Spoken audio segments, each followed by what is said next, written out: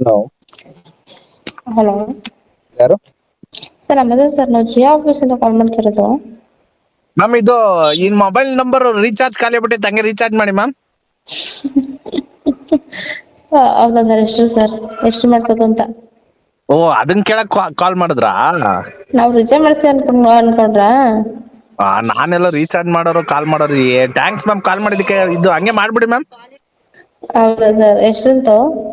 ಎಷ್ಟು ನಿಮ್ಮ ಪ್ರೀತಿ ಅಭಿಮಾನ ಎಷ್ಟು ಇರುತ್ತೆ ಅಷ್ಟೇ ಮಾಡಿ ಮ್ಯಾಮ್. ಹೌದಾ? ಹಾ. ಅಬ್ಬಾ, ಹಿಂಗಂದ್ರೆ ಹೆಂಗ್ ಸರ್?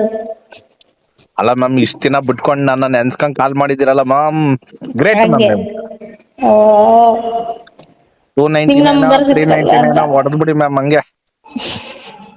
ಹಂಗೆ ಇನ್ನೊಂದು ಏರ್ಟೆಲ್ ನಂಬರ್ ಐತೆ, ಅದನ್ನು ಕೊಟ್ಬಿಡ್ತೀನಿ. ನಿಮ್ ಪ್ರೀತಿ ಅಭಿಮಾನ 2 ಸಿಮ್ಗೂ ಕೆಪಾಸಿಟಿ ಇದ್ರೆ ಅದಕ್ಕೂ ಮಾಡ್ಬಿಡಿ, ಹೇಳ್ತೀನಿ. Zero balance sir. ಯಾಕೆ ಮೇಡಮ್ ಜೀರೋ ಬ್ಯಾಲೆನ್ಸ್ ಇಕ್ಕತ್ತೀರಾ?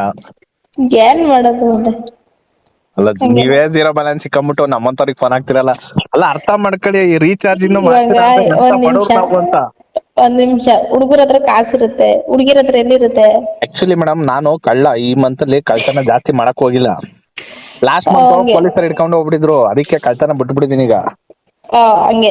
ಯಾವಾರ ಕಳ್ತನ ಮಾಡಿದ್ರೆ, ಈ ವಾರದಲ್ಲಿ ಯಾವಾರ ಹುಡ್ಗಿರ್ದು ಚೈನ್ ಗೀನ್ ಕದ್ರೆ ಅದನ್ನ ಅಡ ಇಟ್ಬಿಟ್ಟು ಮಾಡ್ಸ್ಕೊತೀನಿ. ನೀವೇನ್ ಬೇಜಾರ್ ಮಾಡ್ಕೊಬಿಡಿ, ನಿಮ್ ಕಂಪ್ನಿಗೆ ಏನ್ ಮೋಸ ಮಾಡಲ್ಲ ನಾನು.